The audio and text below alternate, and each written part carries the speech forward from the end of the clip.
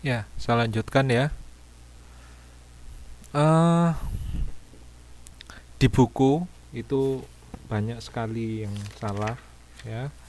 Tolong dibetulkan ya. Pokoknya ada Z 0,25 itu harusnya Z 0,025 ya. Kalau T-nya nanti T titik 0,25 itu benar ya, atau harusnya seperti ini. Z 0,025 atau Z titiknya dulu 0,25 ini sama ya. Jadi yang di buku itu tolong dibetulkan. Lah maksudnya apa ini? Lah maksudnya Z 0,025 itu luasannya yang di sini. Jadi luasan tabel Z distri normal itu, sisanya itu adalah 0,025, sehingga mencarinya bukan 0,025 tapi apa? Didapat dari sini. Z-nya berapa? Kalau luasannya yang di sini misalnya yang saya arsir itu adalah 0,5 dikurangi 0,025 ya, seperti ini. Nah, ini kan ketemu 0,0475 sehingga Z-nya adalah 1,96 itu. Atau bisa juga saya jelaskan seperti ini. Jadi kalau misalnya di soal ada confident interval 95%, ya, 95% itu dua sisi ya, yang negatif sama yang positif ya. Nah, satu sisi yang positifnya adalah 47,5%, sehingga yang ini saya arsir biru ini adalah 2,5% ya.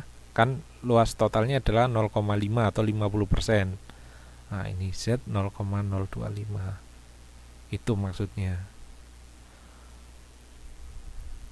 Oke, saya lanjutkan lagi. Modul 6.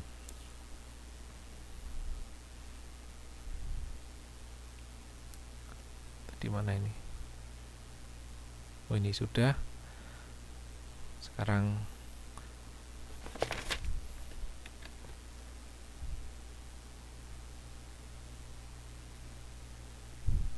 jadi tadi kan kalau sigma itu apa tadi? Standar deviasinya dari populasi diketahui.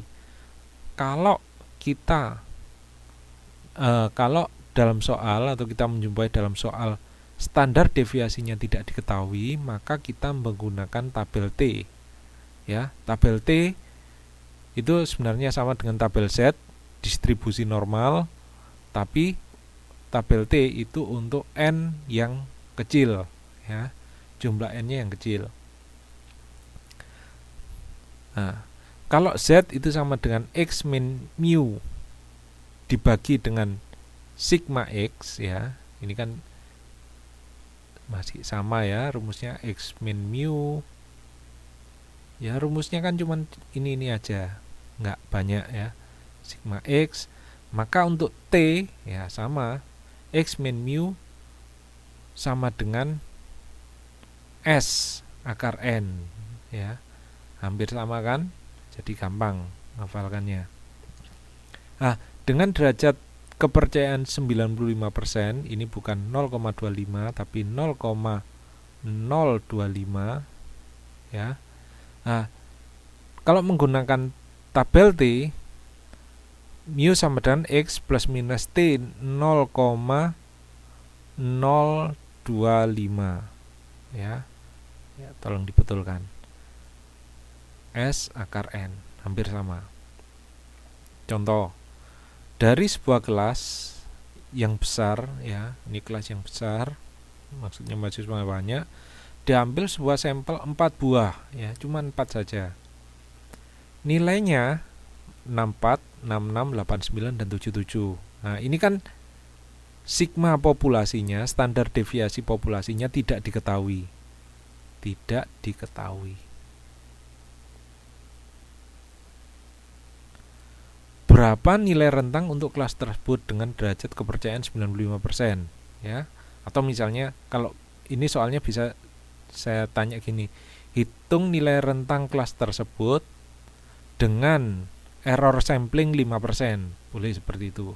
Dengan error sampling 5% atau dengan derajat kepercayaan 95%. Nah, sama.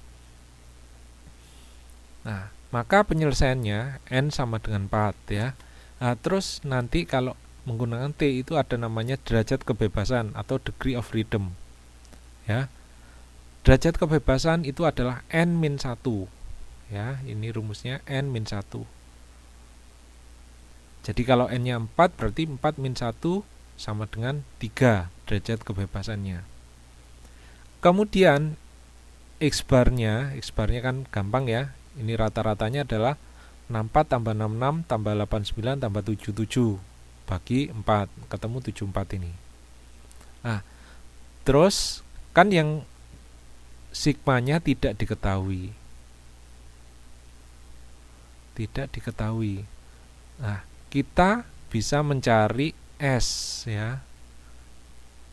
Mencari S. S-nya berapa? S-nya didapat dari S kuadrat XI min X bar dibagi N-1. Masih ingat ya ini? Kenapa N-1? Ini kalau N-nya kecil. Ya. Kalau N-nya besar, lebih dari 100, bisa menggunakan langsung dibagi dengan N. Tapi kalau N-nya kecil, ya, untuk sampling N-nya kecil, maka N-1. Nah, ini S kuadrat 64 min 74 kuadrat plus dan seterusnya dibagi 4-1 ketemu 132,7. Ini untuk S kuadrat. Maka S-nya bisa dicari, tinggal apa? S sama dengan akar dari 132,7.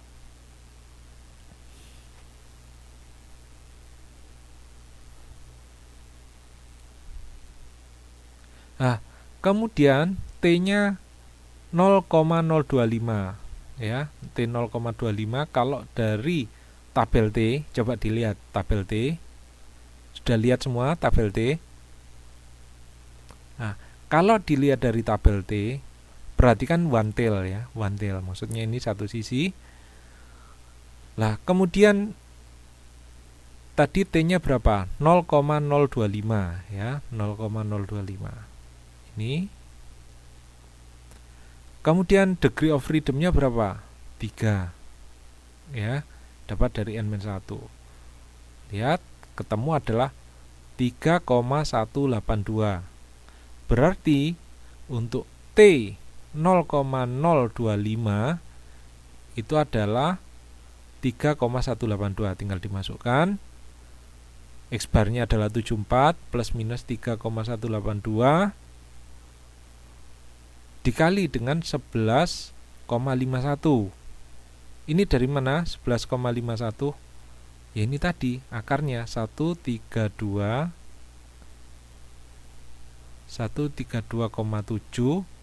akar itu ketemu 11,51. Ya. S dibagi akar N, N-nya 4 bagi 2. Nah, berarti mu-nya ketemu 74 plus minus 18. Ya. Maksudnya apa? Nah, itu di antara kalau tabel T di sini ini antara 74 kurangi 18 sampai di sini 74 plus 18. Min 18 di sini 74 plus 18. Ini dengan 95% confident interval atau 5% error sampling. Sudah? Nah, ini sedikit lagi. Pendugaan rentang proporsi populasi ya. Ini rumusnya hampir-hampir sama. Jadi P ini adalah proporsi dari populasi. Kalau P ini proporsi dari sampel, plus minus 1,96. Ini kalau cuplikan besar ya, pokoknya cuplikan besar itu menggunakan, tentu saja ini masih ingat bahwa ini didapat dari Z 0,025 ya. Akar P1 min 1 P1 min P per N ya, ini rumus. Hafalkan. Kalau cuplikannya sedang itu maksudnya sedang 25 sampai 100. Nah, ini menggunakan rumus seperti ini. Ya, gak usah pakai tabel T, langsung menggunakan 1/4 akar N. Kalau cuplikan kecil ya, menggunakan metode grafik, ini ada di buku, nggak saya terangkan. Dipelajari sendiri, gampang kalau yang metode grafik. Nah, ini langsung contoh soal saja. Sebuah perusahaan sabun ya, dengan mengambil cuplikan sebanyak 200 orang. Sebanyak 200 orang, berarti apa ini? Sampel ya, sampel. Karena 200 orang, maka dia dianggap besar ya, N-nya 12. Menggunakan 140 mengungkapkan. Jadi setelah dicuplik, jadi ini gini, perusahaan sabun melakukan apa ya, kayak kuesioner ya, ngambil sampel dari 200 orang. Ternyata 140-nya memakai produk tersebut. Ya, memakai produk tersebut. Berapakah proporsi seluruh penduduk memakai produk tersebut? Ya. Tahu ya maksudnya ya? Misalnya ini kalau sabun bingung apa ya? Misalnya setelah disampling dari 200 orang mengungkapkan ya bahwa presiden ya yang akan datang itu misalnya 140 orang itu memilih Rhoma Irama ya, misalnya seperti itu ya. Maka P-nya itu adalah 140 dibagi dengan 200 ya, 140 200. Nah, P sama dengan 0,7 ya. Ini kan dari sampling ya. Saya ulangi, kalau P itu proporsi sampling, kalau P itu adalah proporsi dari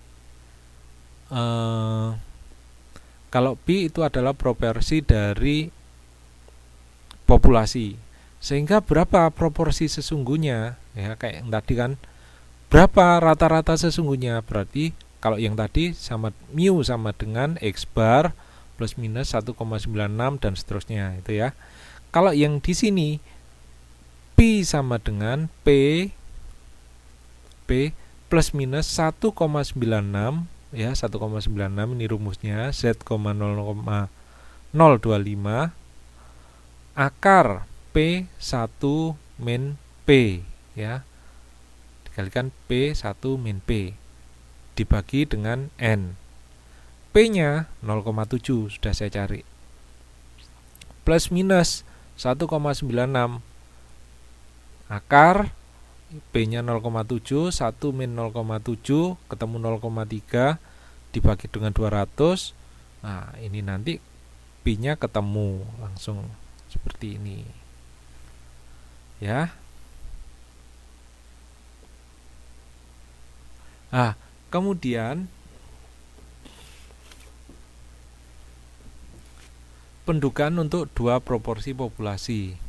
Misalnya, perusahaan tersebut pada contoh sebelumnya mengganti produknya dengan produk baru, ya. Jadi tadi itu ada produk pertama P1. Nah, kemudian dia mengeluarkan lagi produk 2, ya. Sabun versi 2.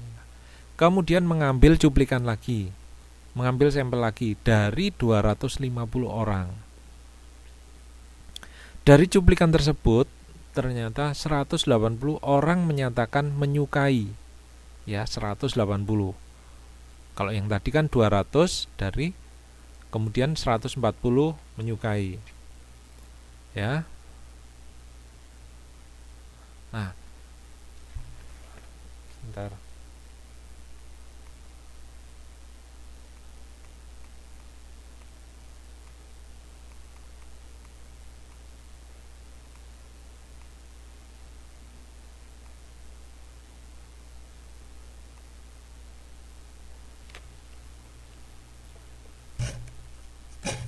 Nah, yang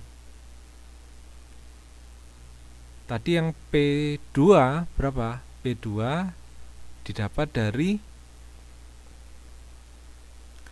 180 dibagi dengan 250. 180 bagi dengan 250.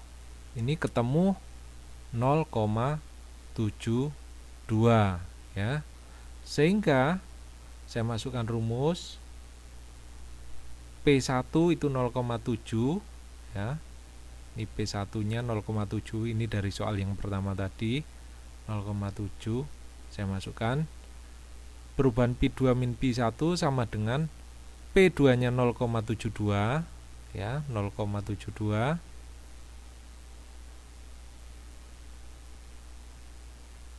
0,72 P1-nya 0,7 plus minus 1,96 ya, dikalikan dengan akar. Nah, ini kan P1 dikalikan 1 min P1 ya. Ini 1 min P1, 1 min 0,7 ketemu 0,3. Yang 2 0,72 dikali dengan 1 min 0,72 ketemu 0,38. Yang satunya bagi 200, satunya bagi 250, sehingga yang ini hasilnya adalah 0,0463 ya. Ini saya kurangi 0,02 plus minus 0,09. Ini kalau dilihat hasilnya adalah min 0,07 sampai 0,11 ya. Kalau jadikan persentase adalah 7%. Kemungkinan turun sebesar 7% ya karena minus, dan naik sebesar 11% ya. Karena dugaan rentang kita lewat 0%, maka produk baru tidak menambah luas pasar. Nih jawabannya. Kan yang ditanya adalah berapa kenaikan dan penurunannya, yang tadi itu 7%, penurunannya 7%, yang sini 11%. Terus pertanyaan, apakah bisa menambah luas persen? Karena melewati 0% maka tidak menambah luas pasar. Kalau sama-sama positifnya berarti menambah luas pasar. Kalau minus, sama-sama minusnya berarti malah produk baru tersebut akan mengalami penurunan. Ya.